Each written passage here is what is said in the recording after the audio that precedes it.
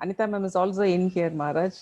Oh, hi, ma'am. Oh, Maharaj, it was such a pleasure to see you and to Yeah. welcome you to campus. So when I heard that you were doing the webinar, I was very excited.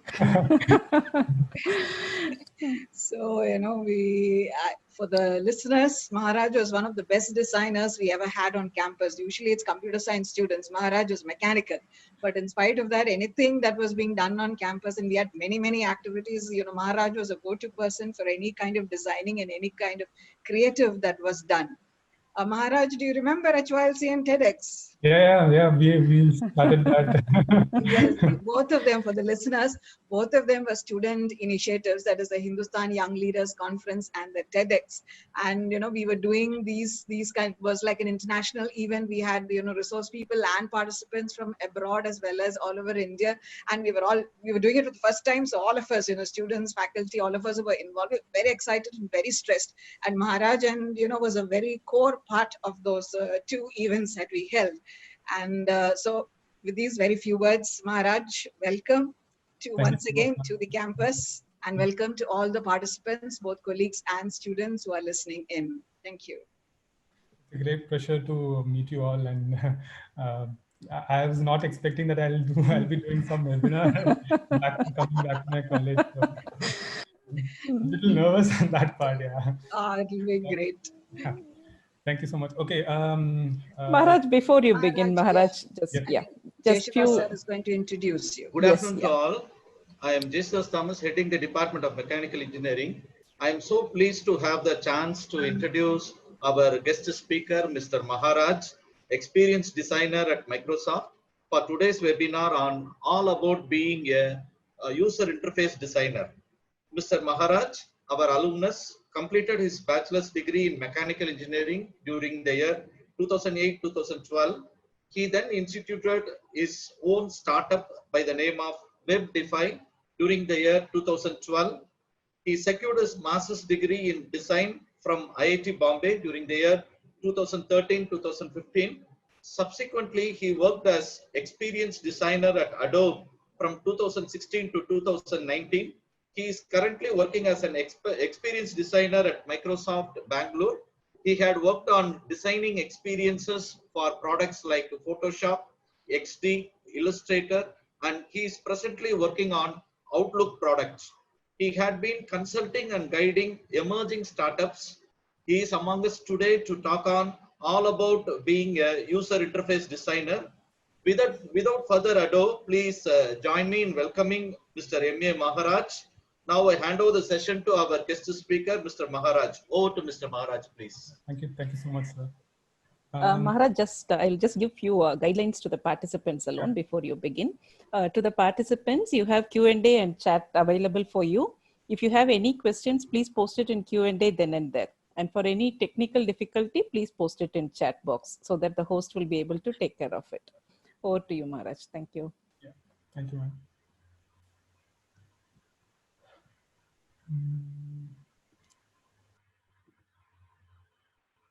I'm just trying to Share the screen. Yeah. Yeah. You have the option enabled for you. Yeah.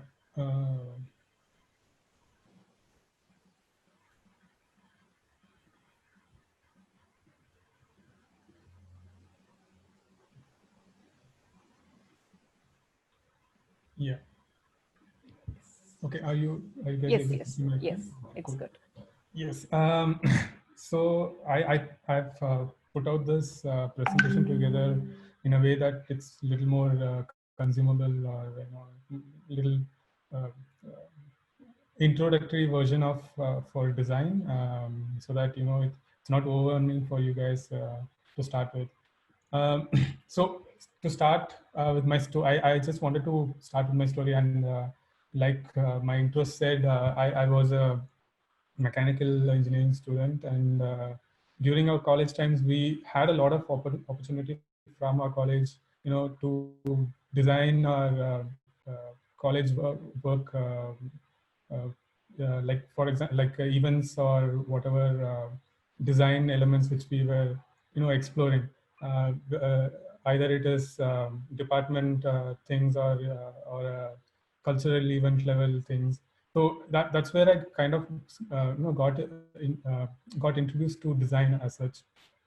It was initially in a art form, but then later I started understanding that it's more of a problem solving thing, and we wanted to explore that as a career option. And during our college time, with few of our friends, we started Webdify, and our college was a big support for that. And I remember we used to get our initial work from college itself, and that's how we started. And it was running well for a year, and then I really wanted to get into understanding design more better, and that's how I came to know that there are design schools in India which teaches proper design.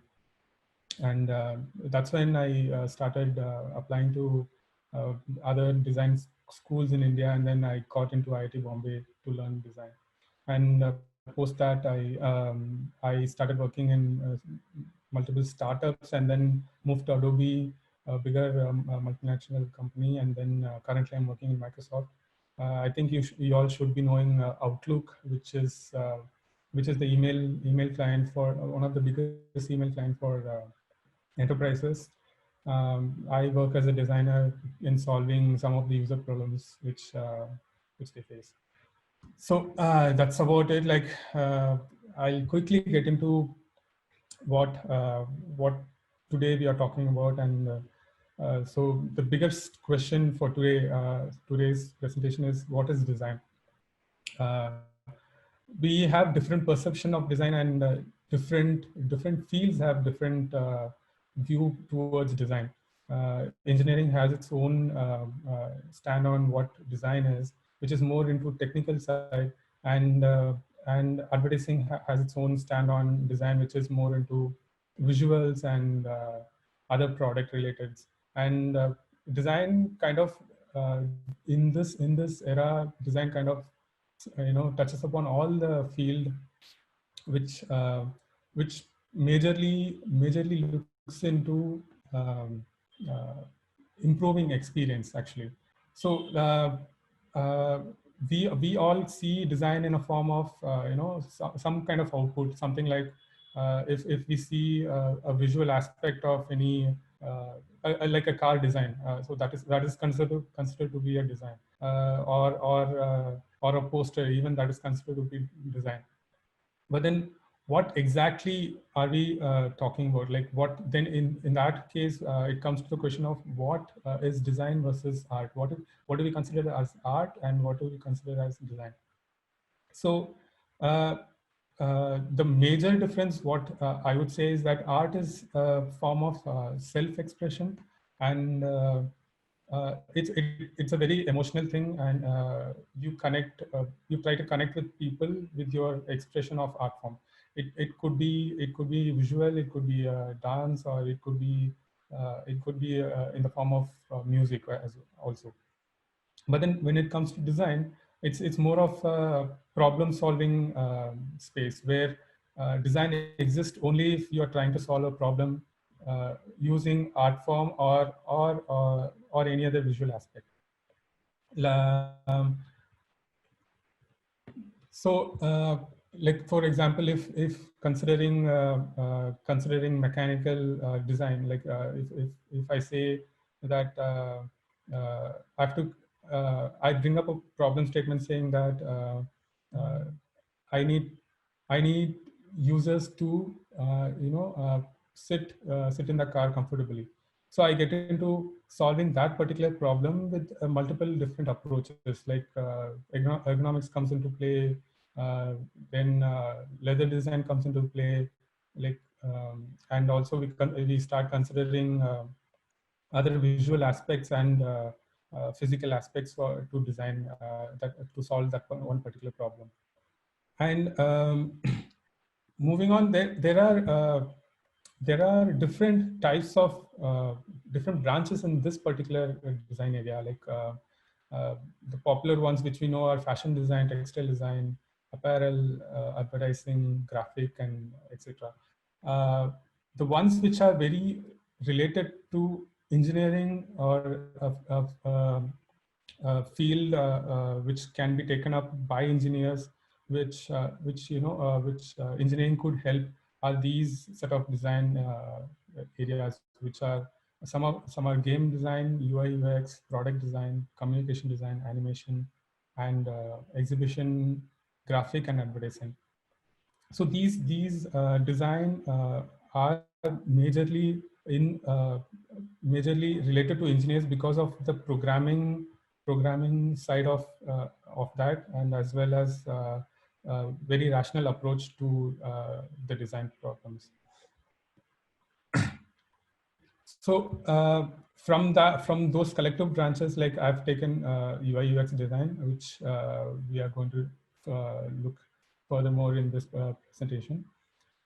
So what is UI UX design? To simply put it, let's consider that there's a machine, or there is a tech, and there is a user. So UI UX design comes into place between these two entities to seamlessly interact with each other.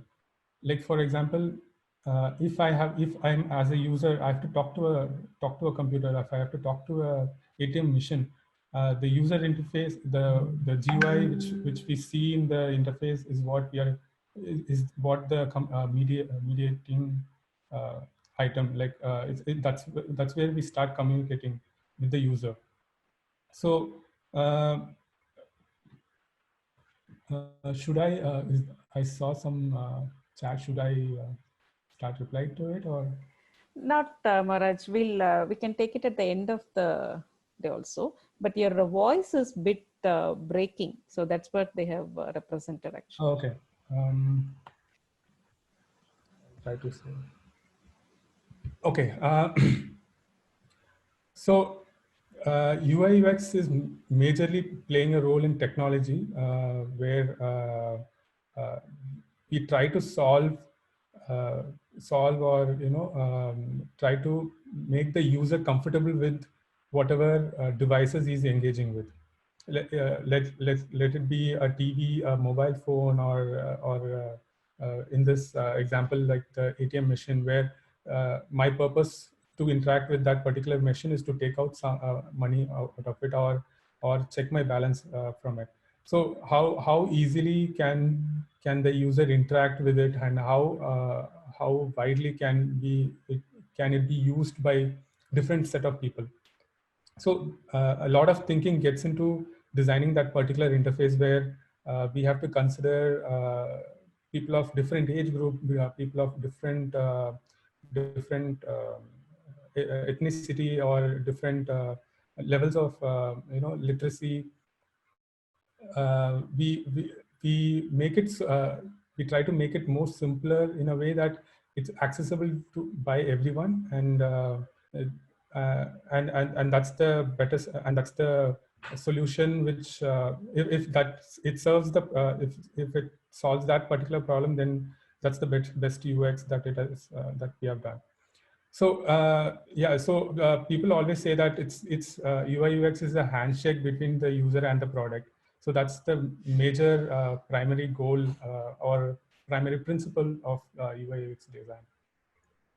So UI and UX are completely different. I'll just give some example of what exactly is UX design and what exactly is UI design.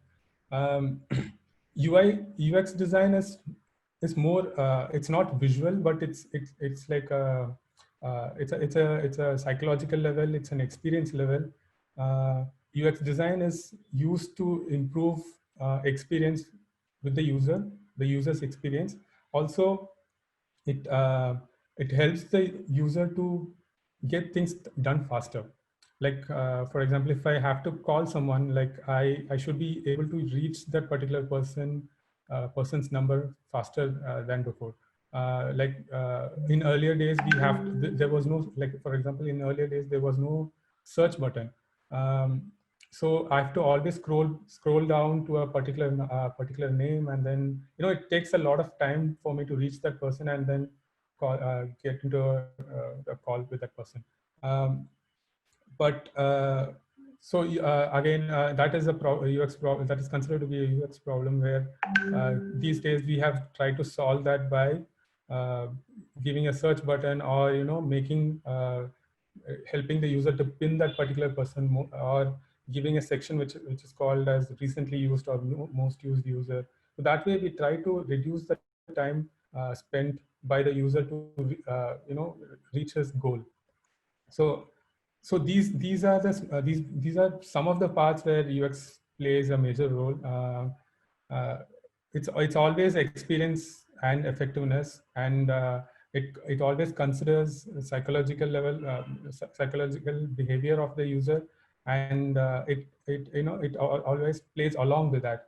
So like for example, if I'm used to certain things, uh, let's say for example, even any interface wise, like if I'm used to having the close button of an app on the right top corner, every app uses the same thing, because everyone knows that every app builder knows that people are used to doing certain things in certain way, and then nobody tries to go against it and then try something different, but then make use of what is already existing, like existing patterns of usage and things like that. I'll give you a good a short example of UX design problem. We all know Instagram, and it basically its purpose was to send instant photographs, instant telegrams. That's how the name came into picture. So when Instagram released, and when in 2016 it almost reached 500 million users, but then they had a problem where they had a lot of users, but then they were not really engaging with the app regularly, and this really made the product owners consider that consider to get into solving this particular problem. So they brought this problem statement saying we have to increase the daily engagement of the user. So they looked at the numbers, and their engagement with the product was 2 to 3 times a few weeks or something like that. People get into the app for a short time, and then there were times where people are not really using the app. So there was an imbalance in the usage of that particular app. So when they decided that okay, Instagram has to get into people's everyday lifestyle, it should become like a lifestyle, and we have to increase daily engagement with the app in some form or the other.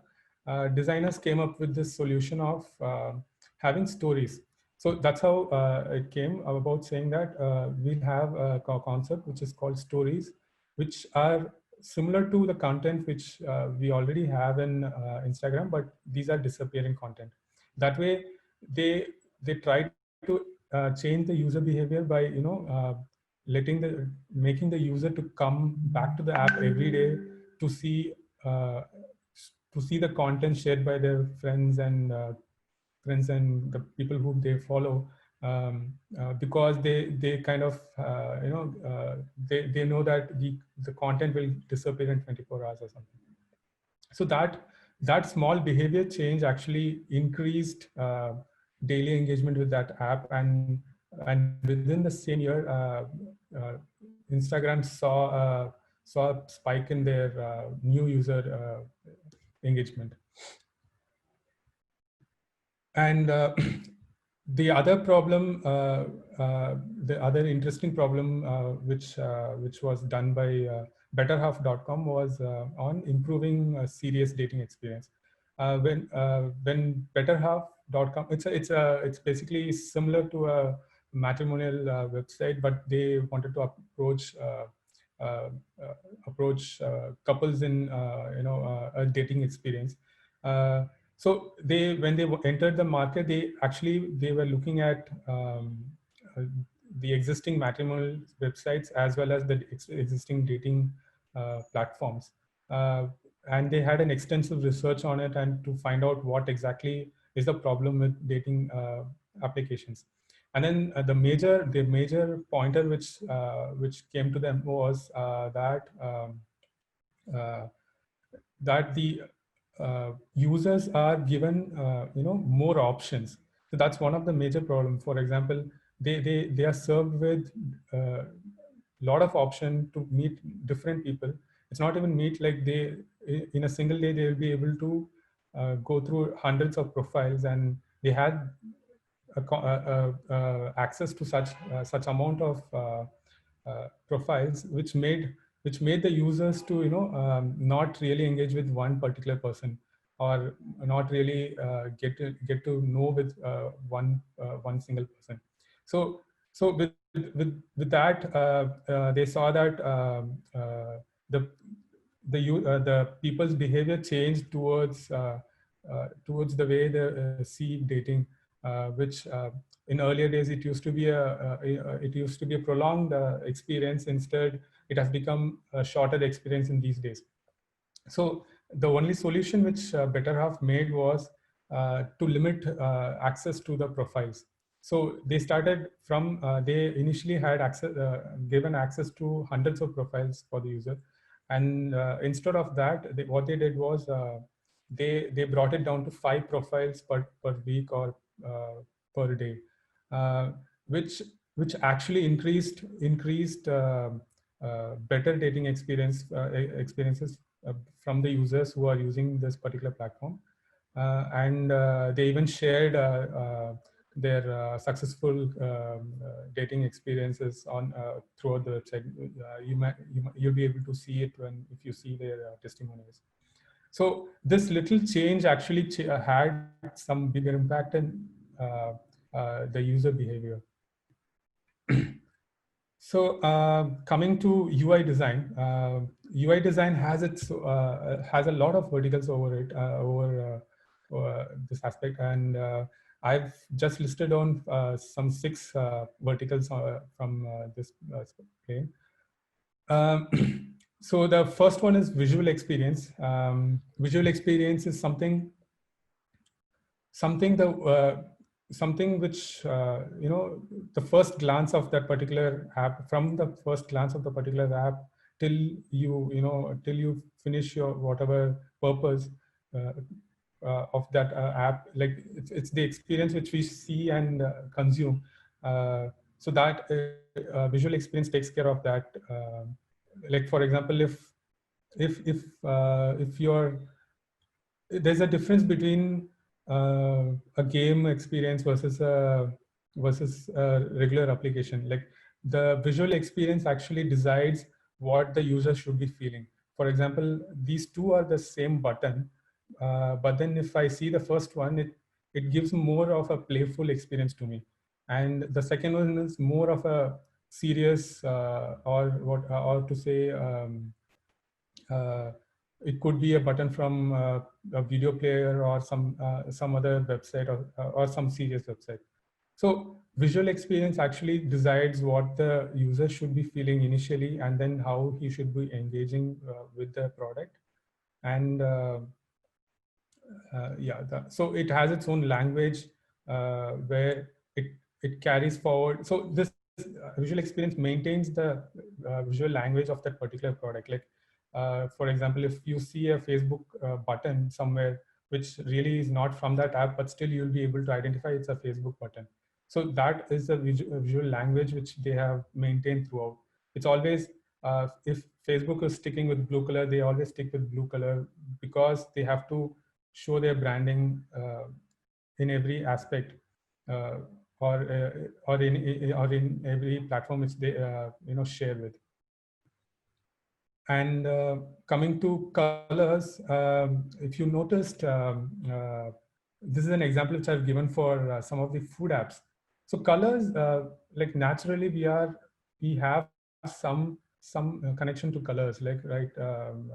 As a human being, we know that we are attracted to red colors or brighter colors, as well as we know that brighter colors have some danger to it, which that's the reason why we can observe red, or in that the hot tones which compared to a lighter tone. We are able to see better if we notice something is in red. And that's the reason why traffic lights have stop sign for red and green for go. So that natural behavior is being considered in UI design as well.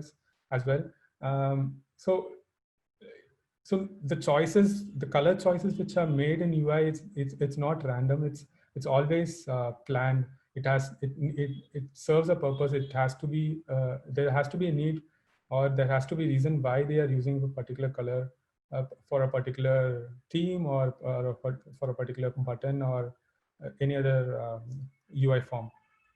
So again, like this example, which shows that some of the food apps, they mostly use red, which is a color for enhancing or bringing out hunger. When you see red, you'll be able to relate it to food as well as hunger.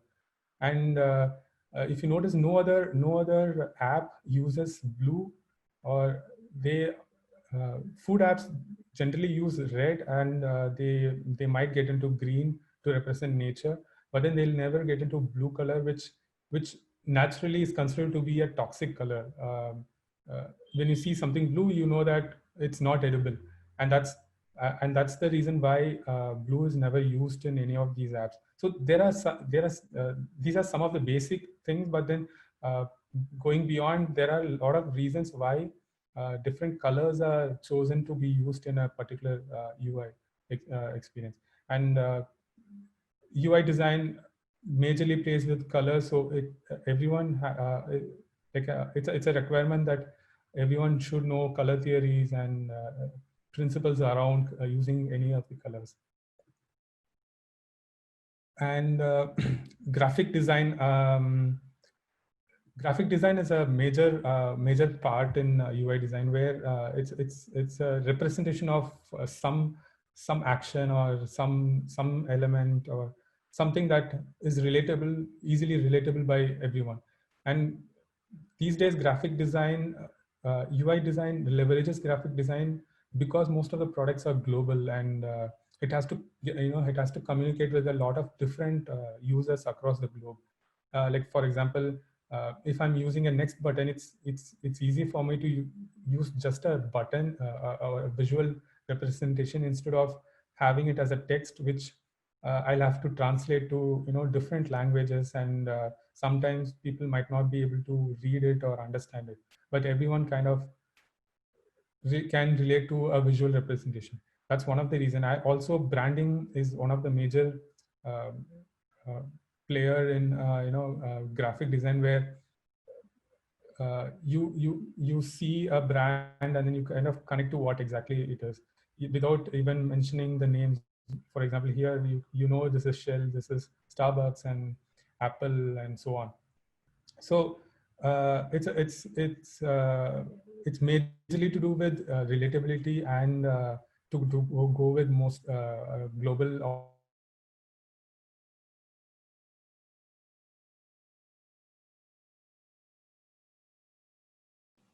Maharaj, your audio is frozen, Maharaj.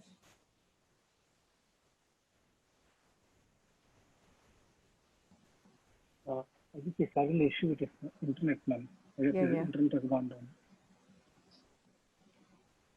Ethical ways. But if you see in today's world, like if I show this particular, sorry, are you guys able to hear me? Now better, now okay. In between we had a break. Okay, sorry. Yeah. Now it's okay. Yeah. So graphic design, if you see, so schemorphic way of explaining things was a 90s way of communicating to the users. And if you see for this example here, we have shown it's a floppy disk is shown to communicate that this is a save button. But if we show this particular icon to newer generation people, like a 14-year or 15-year-old kid, he might not be able to connect save to this particular icon, because he has never encountered a floppy disk in his real life. And because of these reasons, like graphic design tries to evolve over time. Also, they try to keep catch up with trend and how people can, like whatever people are able to relate to it, like they try to stick to that paradigm and neglect, or discard the older paradigms which they are using. And I think floppy disks are not used anymore these days. Like after floppy, there were CD icons which started coming in, and now the modern UI, which are just the line representation and not exactly a very graphical way of product representations. And typography is the next bigger aspect in UI design. Like we generally don't see typography as a major role, major player in UI design, but it is actually like it's one of the major communicating medium for user, and it has its own characteristics also. Like for example, if you go to any jewelry websites, or any elite websites, you'll be able to see fonts similar to this classic font. So it kind of enhances a certain aspect or certain approach to that particular website. It gives some additional quality to that particular website with the play of different fonts. Like for example, this fancy font will be mostly used in representing kids products or things like that. So there are multiple. Again, getting into typography, there are a lot of different verticals in it. Like there are research over it. There are fonts which are available for teaching dyslexic kids and things like that. So typography in its own way, it solves its problems like of communicating.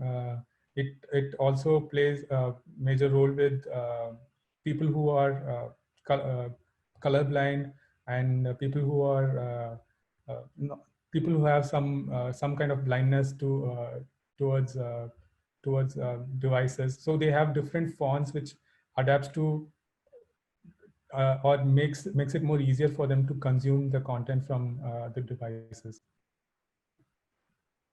And the motion design is one of the newest vertical which is more popular in UI design, because these days the devices are getting more advanced, and then the experiences are getting more advanced, and motion design has come into play to it's one of the major players to onboard the user or keep the user engaged with the product. So and also it also solves certain problems, like this example of loading bar.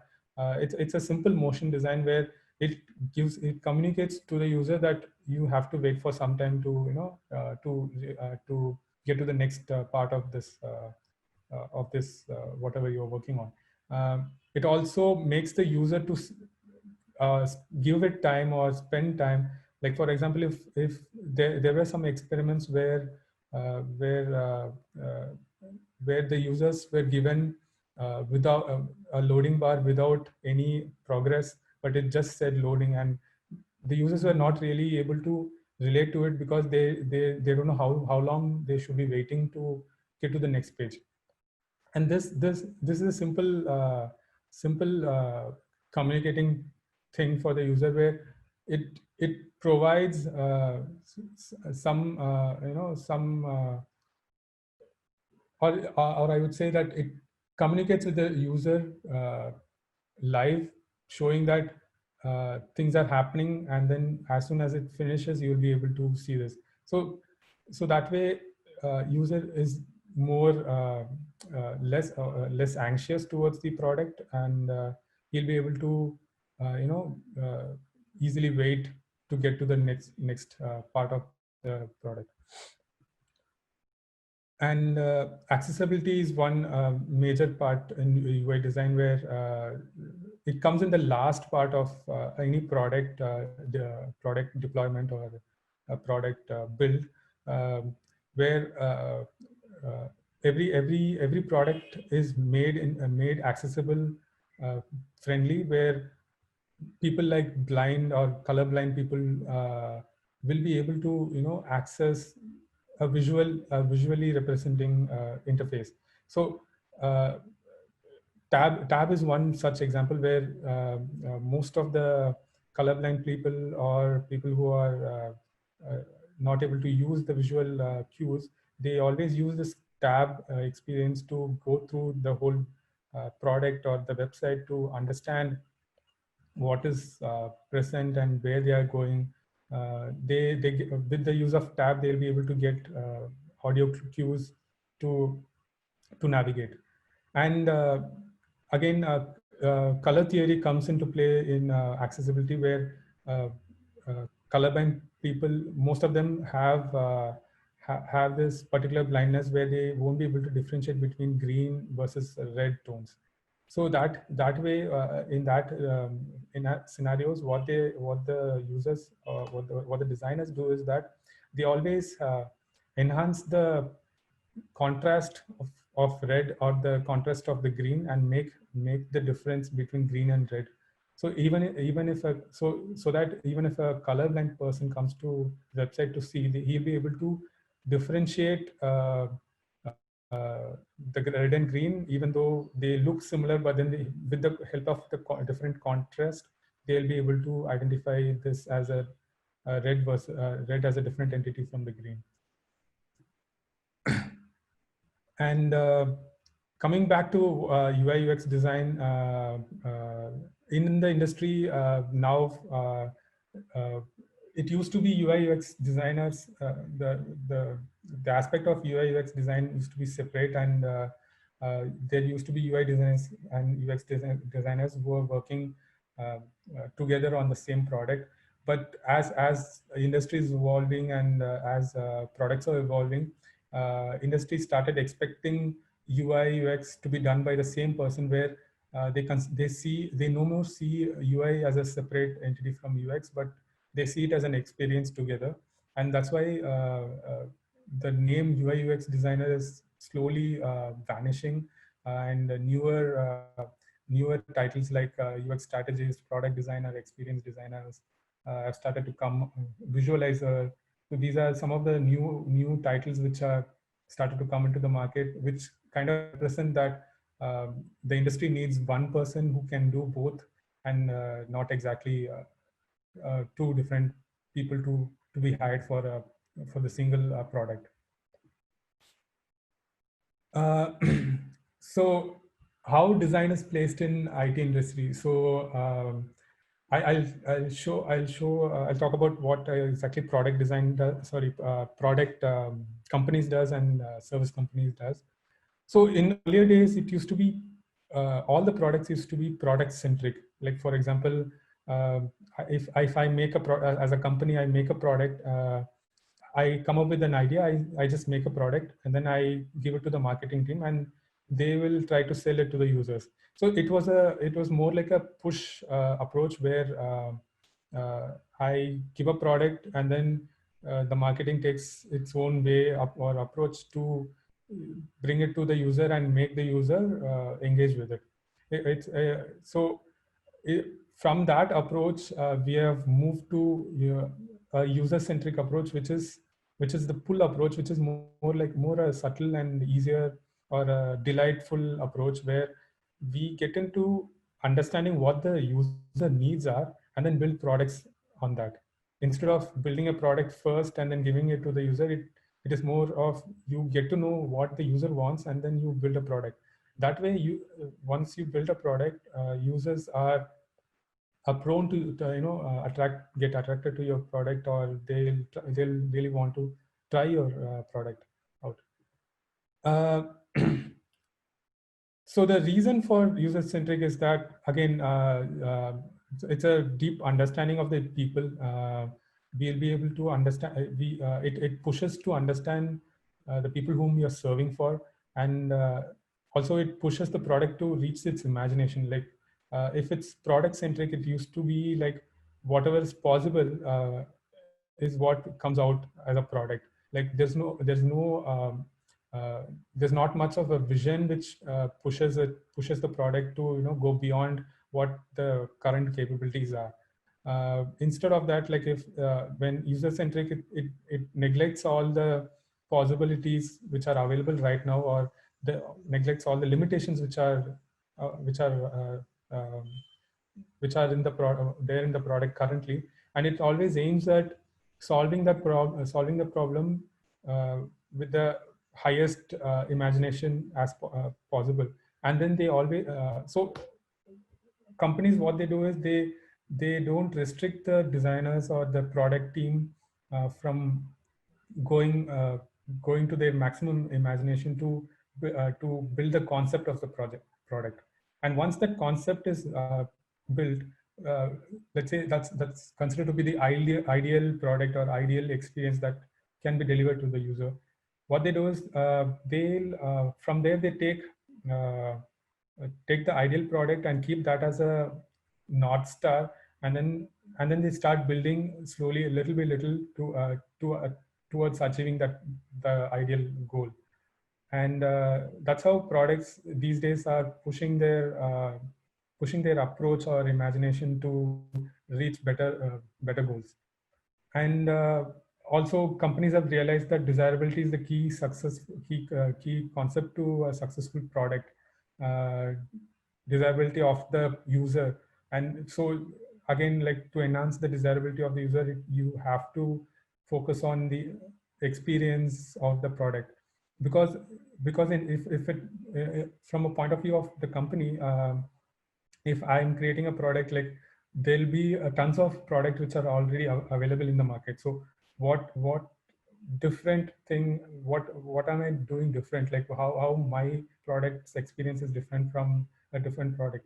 And so that is the major player which determines who's the successful product in the market.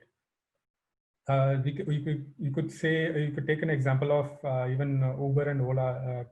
A lot of people have said that Uber is a desirable app compared to Ola, even though the prices are sometimes cheaper in Ola. Because that is the major reason, is because of the experience that I have with the product while I'm interacting with it, and how quickly I can book the cab, or how quickly I can keep track of the cab and things like that. So and these are some of the companies right now they are well-established company, but back then they used to be a few startups, a smaller startup which focused majorly on design exploration and design approach of solving any problem, and which has helped them get successful in the market.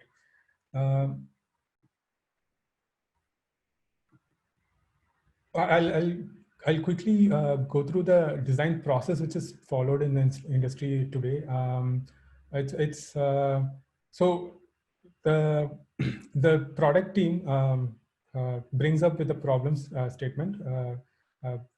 Like for example, like we have to reach from 100 million to 200 million users, or say, for example, we have to make the experience, this particular experience for the user faster, or to say, or Netflix could had this problem statement called most watched, like pushing the user to watch more episodes than what they really used to do.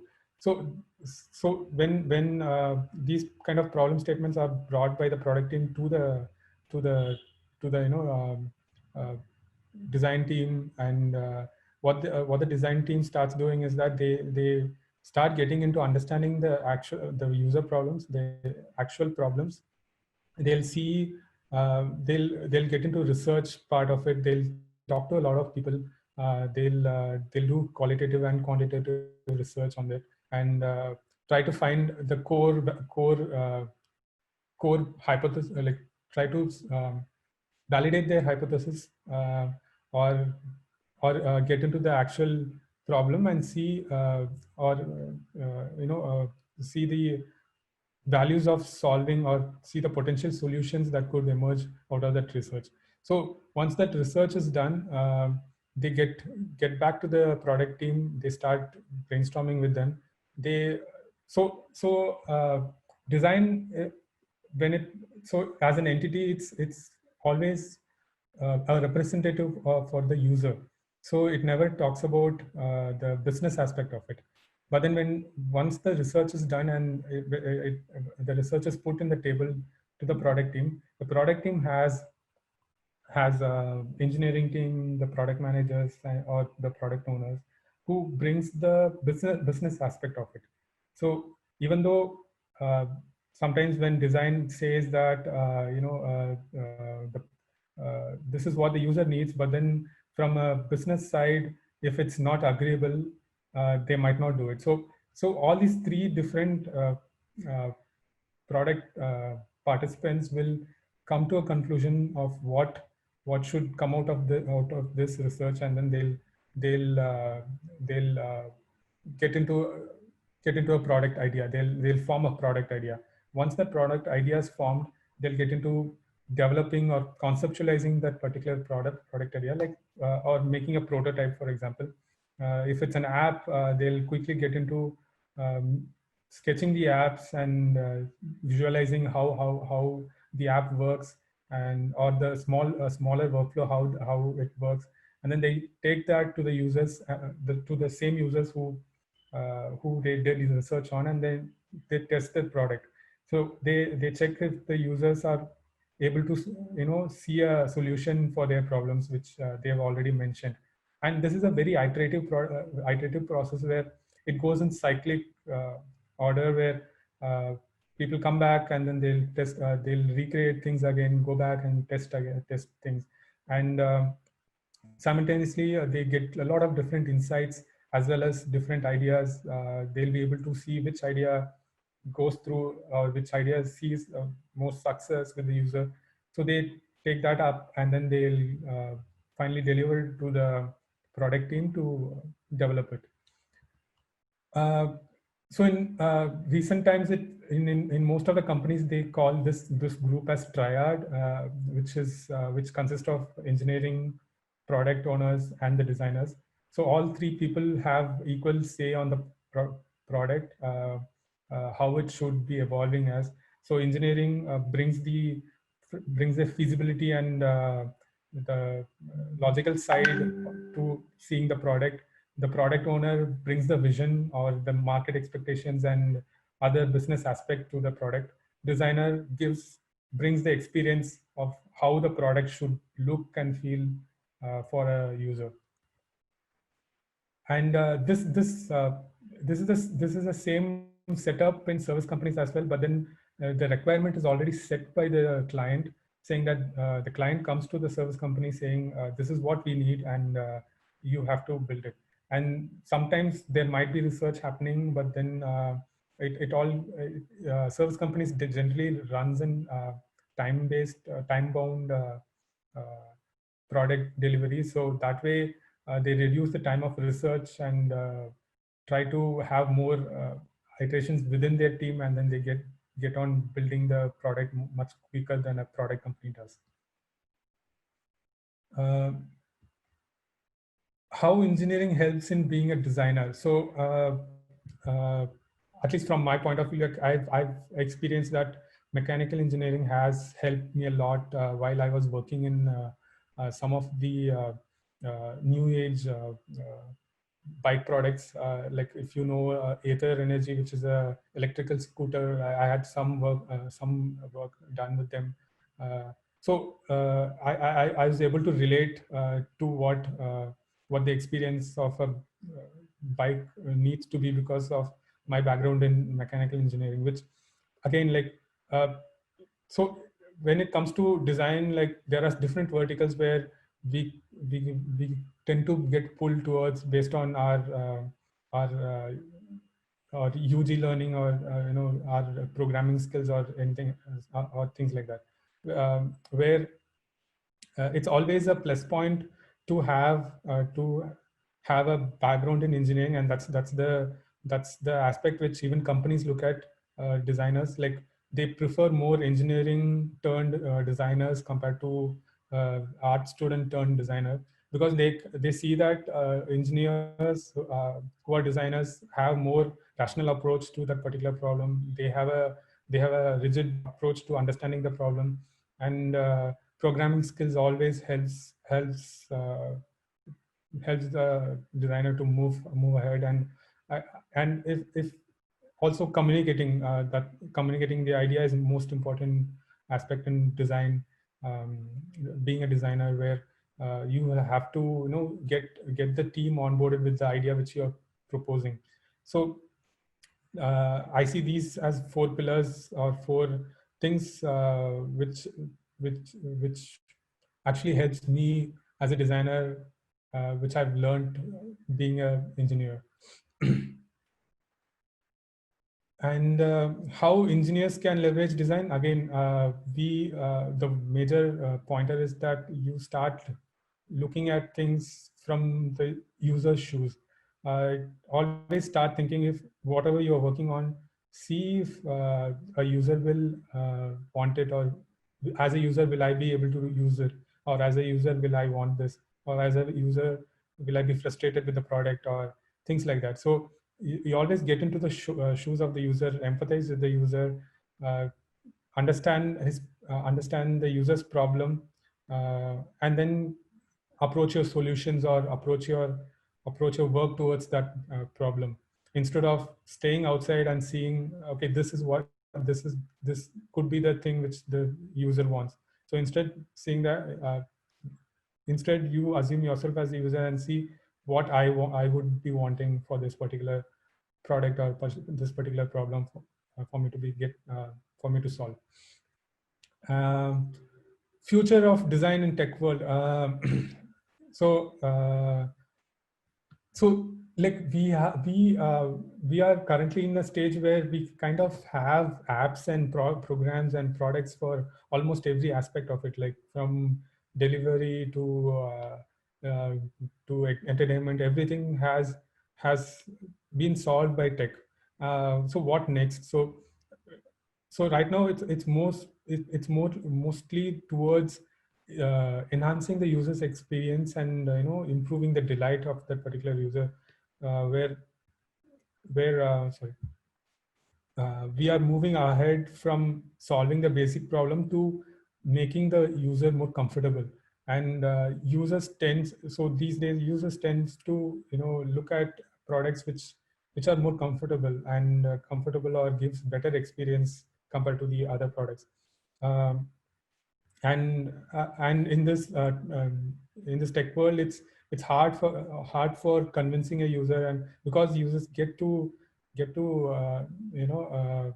the tolerance level has gone down. It's what the industry says, like tolerance level of any user towards any product has gone down. Like if you see any product crashing for like 2 or 3 times, you end up never using that product. Or if a product is slow, like you can't give more than 5 to 10 seconds, and you'll be done with it. So like people want to move fast, and industries are trying to cope up with that attitude towards the attitude of the user. And because of that, experience plays a major role in any product which is being developed these days. And companies have started to acknowledge the importance of experience, which comes from the design field, and they started even in India. Like there are almost a lot of companies who have recently started hiring a lot of design people to their product teams, to envision, to have a user-centric approach for their products. So again, things like payments or augmented reality, like these are not really a problem, but then these are becoming an experience. Like augmented reality is becoming an experience, rather than we already have solved certain problems, but then what additional things can be given to the user, like what additional information can be given to the user with a less effort or with more engagement from the user. So that so with that aspect, things like augmented things like these have emerged in augmented reality VR experiences. VR experience, if you know Tilt Brush is one of the famous 3D space painting app, which really is not a big problem to be solved. But then they saw Google saw that 3D has to be experienced via VR to have the real experience of a 3D environment. Earlier, we used to just sit on the computer to create this 3D environment right now. But today we have this 3D space which is there. We are living in the virtual experience to create by creating the virtual experience. So these are the small enhancements which are given to the user, delightful experiences, which actually makes a lot of big changes in engagement or the acquisition of new users. And voice design is one of the major new key key things in today's tech product techs. Like forgot. I think Google has started. Google and even Siri has started to explore on front of making their phones and devices go completely UI free, or Siri can they are looking at experiences where making Siri more as a personal personal assistant. So right now it has very limited features, like something like you can ask Siri to set your alarm or call a person or something like that. But it's in a very early stage. But then when it comes to being an assistant, it really needs a lot of intelligence. Like first, so today's voice experience is more like we are trying to learn how to talk to the machine rather than the machine learning how to talk to us. And that has been changed, or that's been evolving to change, where the machines are really understanding to a person level, not even like a general human kind, but it's getting into understanding a person, to see how much to talk to a person, to see how much to engage with a person, because each person is different from one another, where some people might want to talk more or express more, have more conversation, but some don't really need conversation with especially with the artificial intelligence. So in that case, the behavior of these voice experiences are changed based on what it learns from the user. Of course, there are a lot of machine learning and a lot of different types of programming which is going behind it. But then again, on the top layer, it's always the experience which is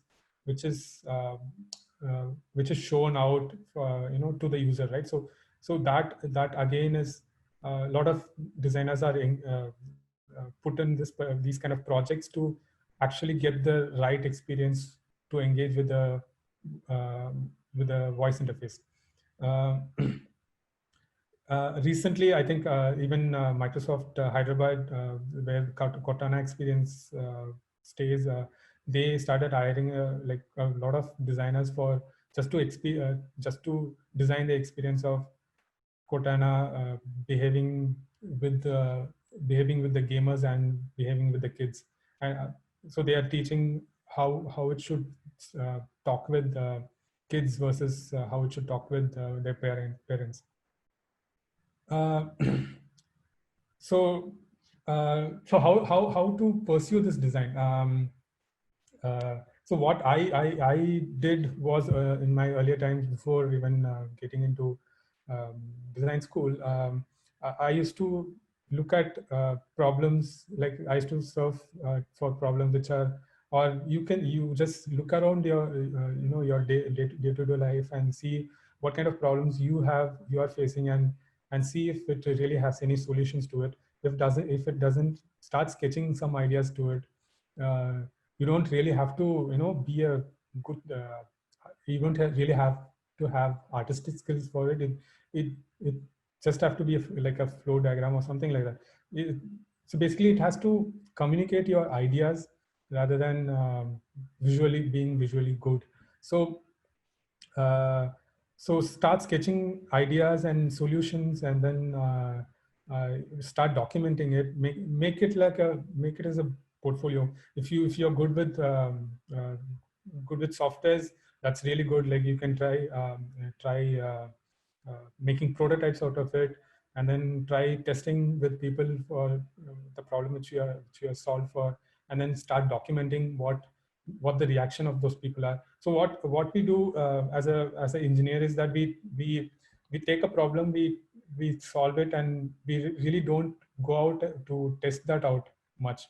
We have to get it. So testing and research is a major aspect where it kind of helps you to change or iterate the product to to a better version of it.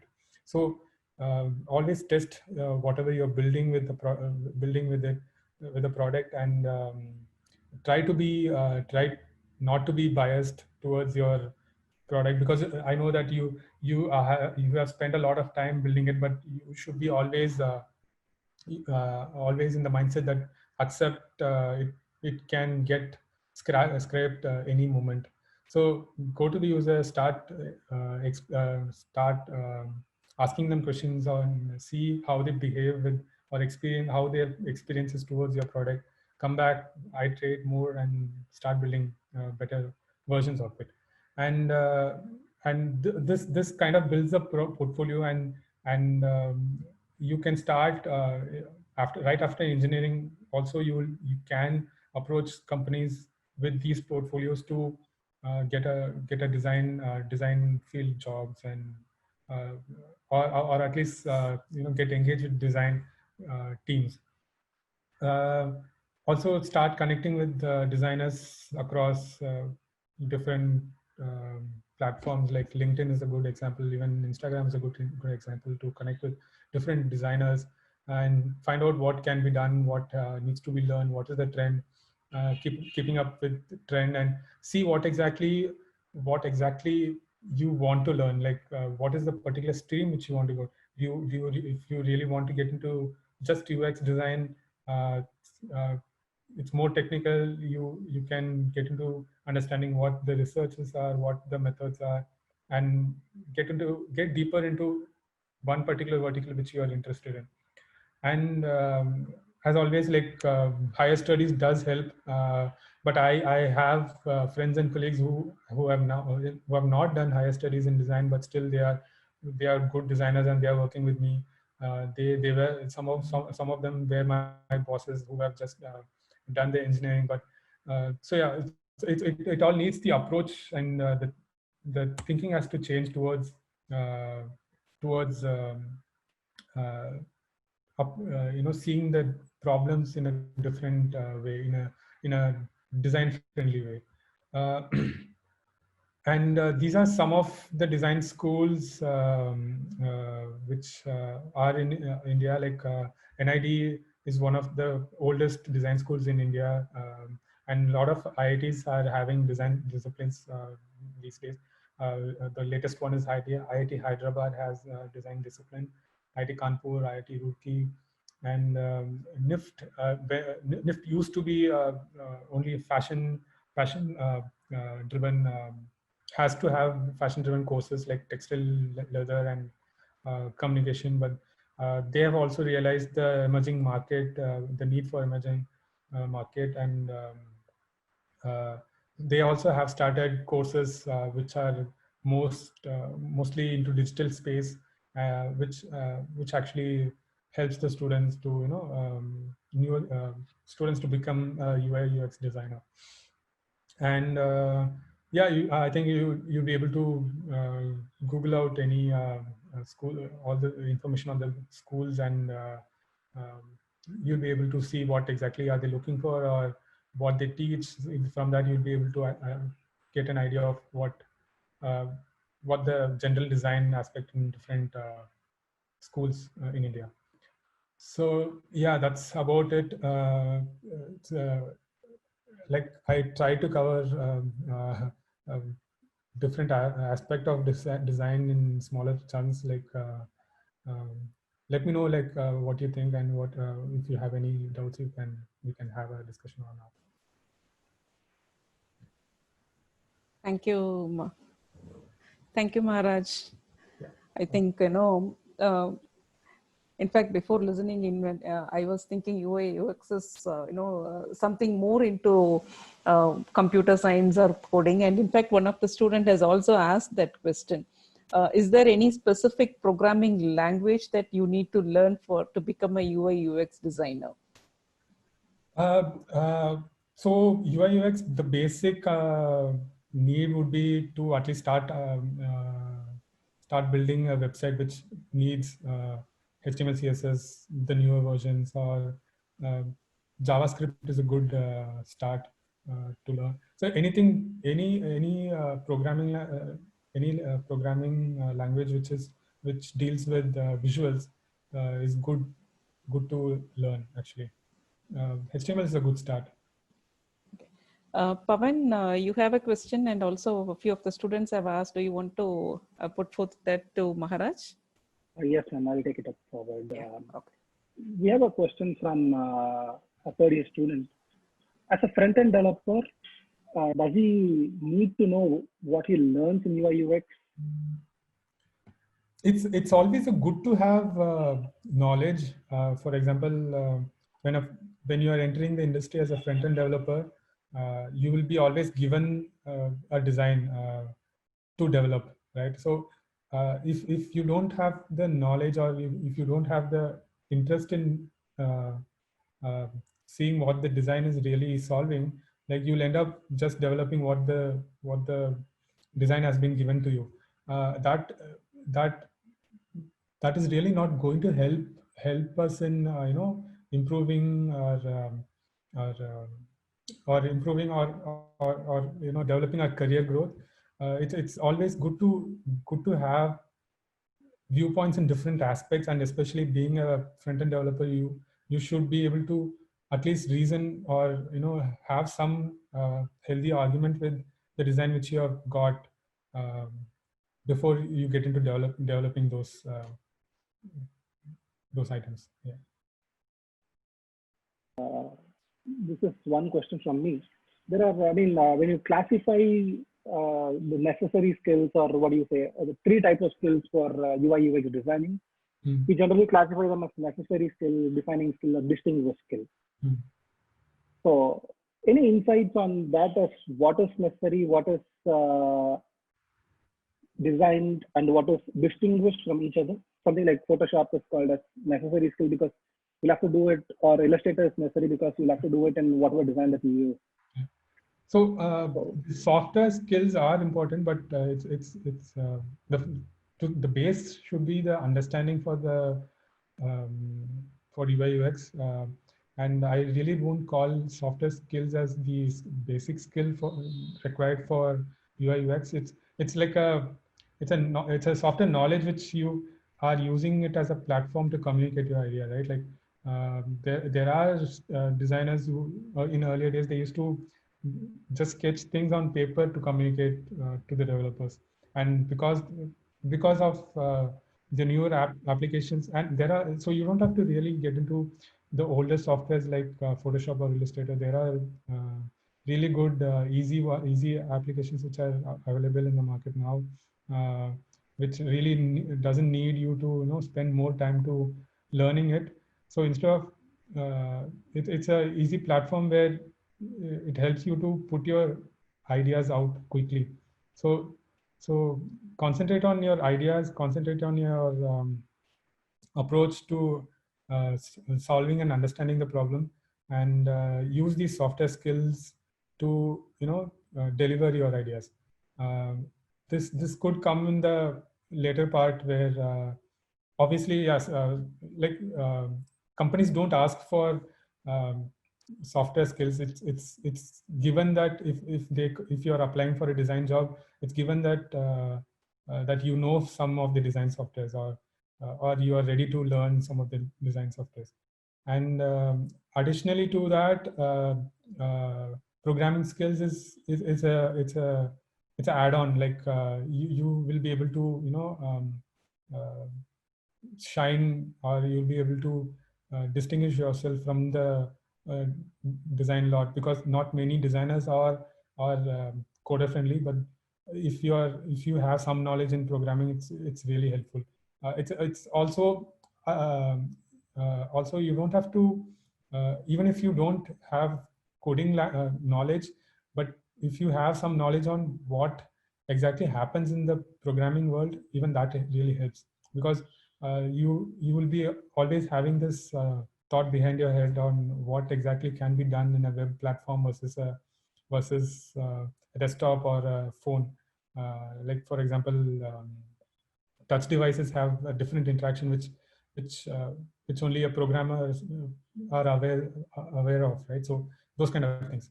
So yeah. Probably we have one more question from Kailash. What is a tensor and what is a tensor processing unit? Sorry? In terms of UI, what is a tensor? What is a tensor processing unit? Tensor processing unit. TPU. What do you call? Okay, that I'm not sure, because that doesn't come under this design aspect which I'm talking about. But yeah, I can look at it. This should be fine. We'll just check it. Since you are mentioning that there is some other software is also available in the market other than the old ones like Photoshop or Illustrator. So Yeah. one more question is related to it. What are the good software used by the industry for the designing? So for especially, so what Photoshops are used for images majorly. So before there were in those times there were no other software to do UI design, and that's the reason why people are doing UI design in Photoshop. But it's really not meant to be UI design software, and it's always heavy when you're trying to export a button design or any other layout designs or things like that. So it's like keep Photoshop as always just for images. If you're editing some image for your website or your mobile app launch screen or something like that, so you use Photoshop only for that. And Illustrators are always used for creating icons. They have good features to create icons or logos and things like that. But when it comes to UI, there are a lot of softwares, but the top three which are used in industry are Figma, Sketch, and XD. Adobe XD, Figma, and Sketch. Figma is it's been adopted by a lot of companies. I think Figma would be the future, because even in our company, they have advised us to move from the older softwares to everyone to Figma. Figma being a web application, it's more easier for anyone to get onboarded easily. So I would suggest try Figma and maybe XD. What would you advise as freshers who are joining into a company to have a basic idea on UI UX, something like Angular 2 or Angular JS or React or Node? Where would they use such in your UI UX? So in industry, generally, designers don't get involved with the React side or Angular side of it, but they have the understanding of what are the possible things that can be done using React, or what are the things I can leverage using these frameworks. So I think that's all is needed as a designer. But as a coder, if I'm entering, then I might need to get to know more about these frameworks, as well as how designs are using these frameworks to build better experiences.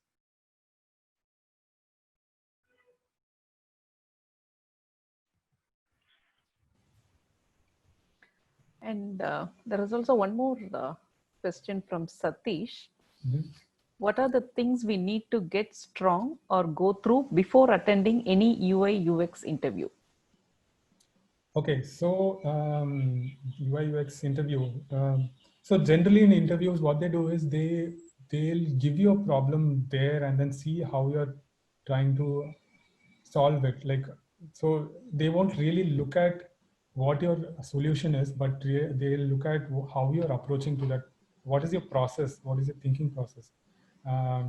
Let's say, for example, I say, okay, build, like the famous interview questions are like, build a group experience or a travel experience for WhatsApp.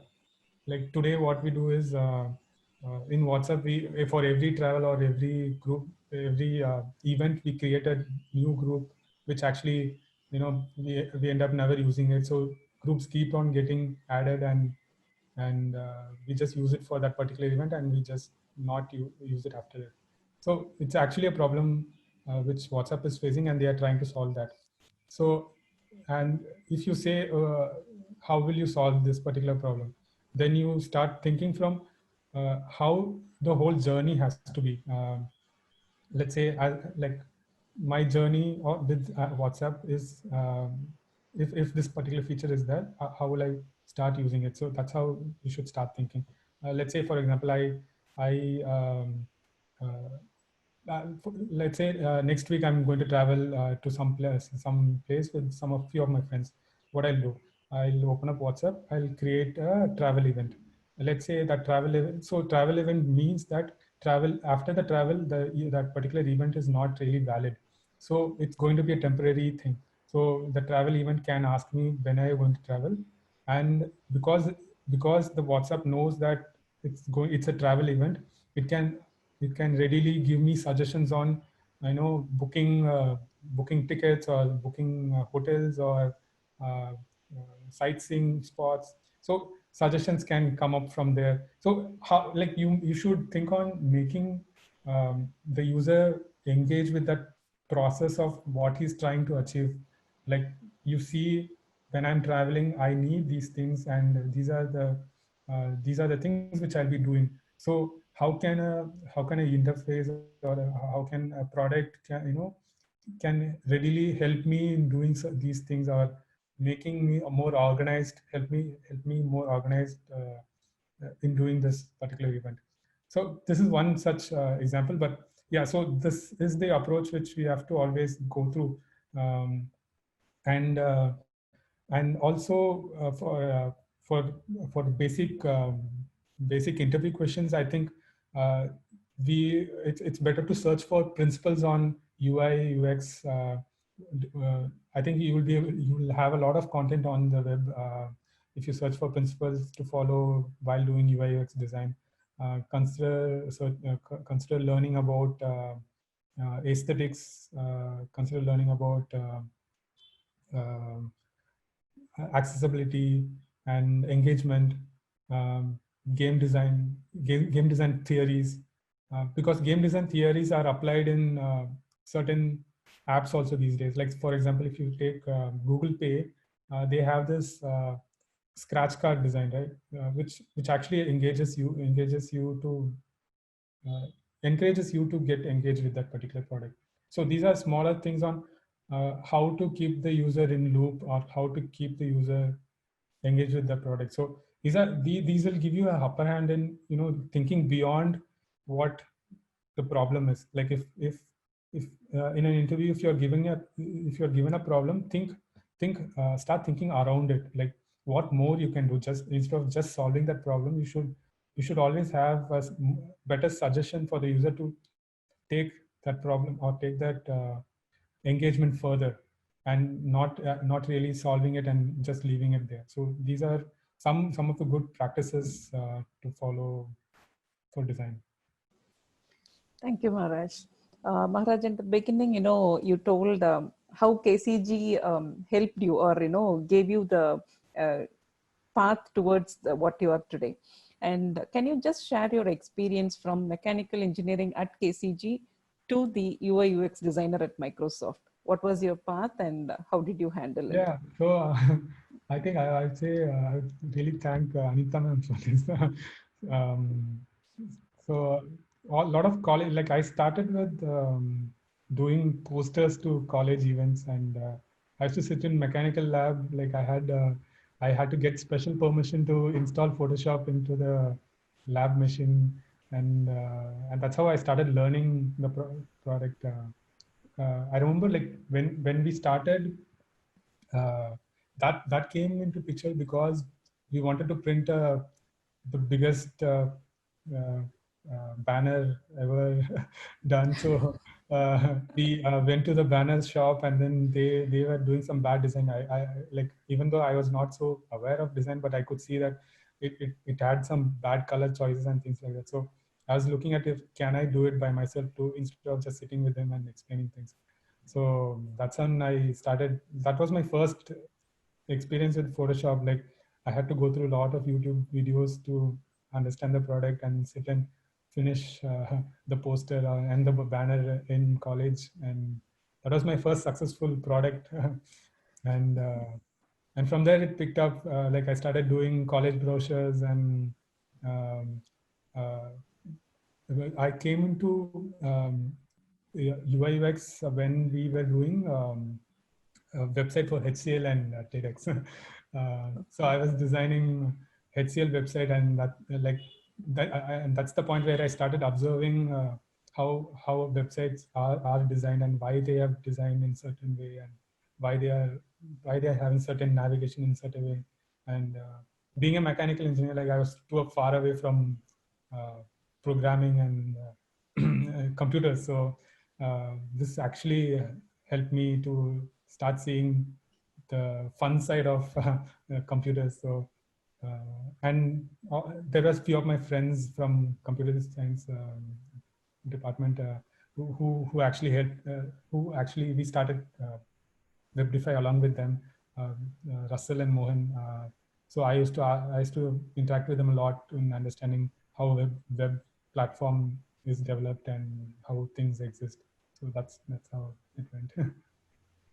So from then it is to IIT Bombay, right? Yeah, yeah. Okay. We would like to hear your entire path, Maharaj, if you can help our students with that. Yeah. So after like, I think during the placement, I don't know if I can tell this. During the placement time, we decided that okay, we won't join the job, but we'll do our own thing. I had to tell this to my parents, and they were reluctant initially. Like, they're like, okay, finally, like, after a lot of argument, my dad told that you can have 1 year of time, like, so I didn't ask for any money, but just the initial small amount to get some computers running for a startup, and that's about it. Like, uh, I had, like, even today, if I think about it, I don't know what we were thinking at that time doing this. Like, I remember you all, talking about it, Maharaj, and I remember saying, no, get a job first, and then slowly you can do this on the side, And then, afterwards they said, no, we're taking the plunge, ma'am. We're going to go ahead and, do this. Yeah, Actually, yesterday, I was asking him about the introduction, his profile part. He said, "Ma'am, I don't have anything." From day one, when I started interacting with him, he said, "Ma'am, what will I share? I am not an expert in anything." But it was a wonderful session, Maharaj, and interacting with you. Of course, when you were a student, I didn't get a chance, but interacting with you was so good. Down to earth, I should say. At any time, even midnight, if you message, you'll get a reply immediately. And I know he was so closely attached to KCG. I could feel that. It was so nice, Maharaj. Thank you so much. Thank you so much. Yeah. So it was nice seeing you, Maharaj. Thank you so much for being with us. Like, I hope I'll meet you guys in person. Yes, please do. We'll be very happy to see you on campus one of these days. For the students, like, they can always ping me in LinkedIn, find me in LinkedIn. It's easy to find me. And if they have any doubts or they need help with any career path, I'll be happy to help. Thank you so much, Maharaj. Thanks for your time. Yes, thank you. Thank you so much. Thank you. Bye.